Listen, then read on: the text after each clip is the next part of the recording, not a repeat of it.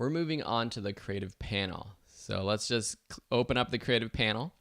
The first thing is it has these looks or speed looks, and there's a drop down menu with a bunch of different looks. They're also kind of filters.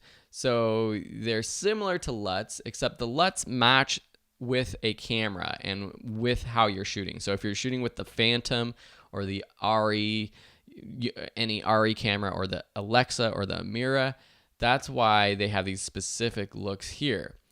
The creative filters and the looks are more for any type of camera.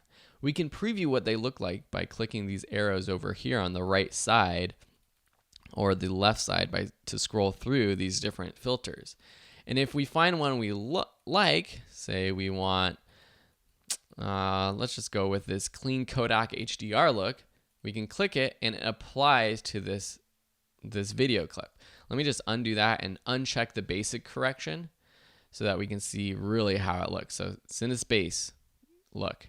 Click on that, it applies right here. We can increase or decrease the intensity of this look with this slider right below it.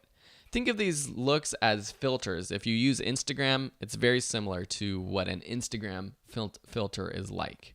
And then from there, we can go ahead and make all of our corrections in basic correction. And if you are using your looks, I would start with look here and then do the basic corrections or the corrections down here. Below this looks panel, we have adjustments. Let me actually turn off this look by choosing none from the menu, and then I'll actually turn on our basic color correction. We can add a faded film look, and this will make things more or actually less saturated and less contrasty. So you might have seen Samsung commercials. They use this effect a lot where everything looks very unsaturated and uncontrasty. So that's kind of a stylistic choice if you want. Sharpness, this is a cool tool. This will sharpen the edges of things in your footage. Great for interviews, just to add a little bit of sharpness to people's eyes or mouths, especially if you're using a camera with a very shallow depth of field where it's hard to get everything in focus on someone's face. So for this footage, I will actually increase this to something like 25 or so. I don't want to go too much because then it starts to look really weird and it has a lot of artifacts to it, because when you add sharpness, it's actually adding sort of this grain to the footage that I don't want. So I only do it a little bit. And don't get me wrong, this won't make out of focus footage in focus. It just makes stuff that's in focus already a little bit more sharp. We also have vibrance and saturation sliders here as well. Saturation does the same as what we saw in basic correction. It adds saturation to the entire clip, or it takes away saturation. Vibrance is sort of a smart saturation. It increases the saturation of your frame, but it maintains the saturation of skin tones. So yellows, browns that you typically have in skin tones, it's not going to saturate those as much, because when you do that with the saturation slider, you can see that it starts to look weird. Anthony's face gets really orange, which is unnatural.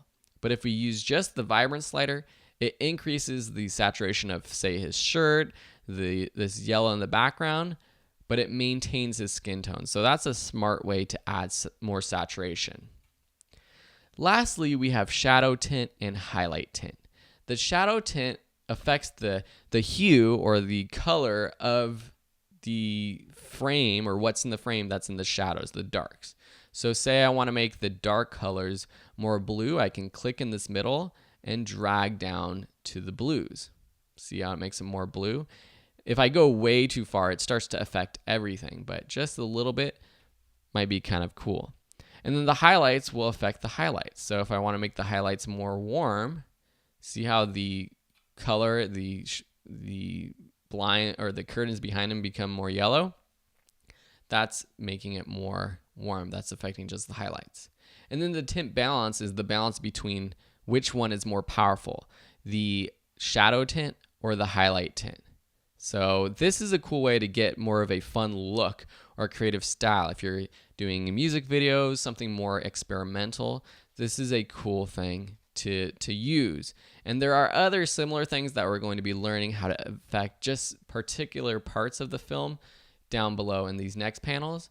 But this, for now, is the creative panel. Have fun with it. Start playing with the creative looks. Find ones that you like, because there are some that I really like that I use for a lot of mine. Some of these Fuji looks, some of these Kodak ones. I don't use a lot of these ones that are like blue or gold yet, but perhaps they'll come in handy in a future project. Thanks for watching, and in the next video, we'll look at curves.